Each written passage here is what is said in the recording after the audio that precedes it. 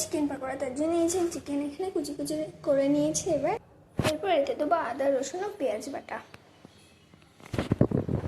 এরপর এতে একটু কাঁচা পেঁয়াজ কুচি করে দিয়ে দিয়েছি একটুখানি। তারপরে অল্পখানি একটু মিট মশলা দেবো। এরপর এতে মিট মশলা দিয়ে দেবো। এরপরে দেবো লঙ্কার গুঁড়ো, তারপরে পরিমাণ মতো লবণ। এরপর ছড়িয়ে দেবো একটু বেসন।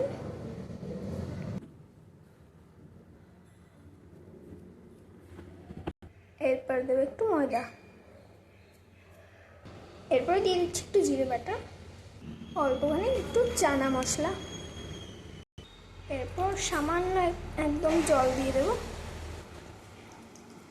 তারপর সব উপকরণগুলোকে মিক্সড করে নেব।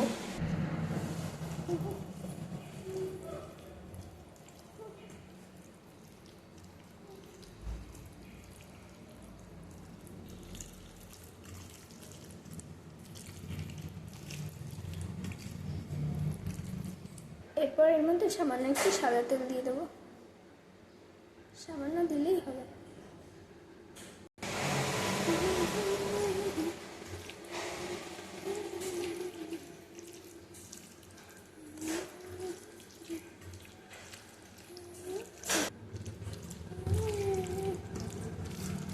মাখানো হয়ে গেছে, এবার আস্তে আস্তে করে তেলে ভেজে নেব।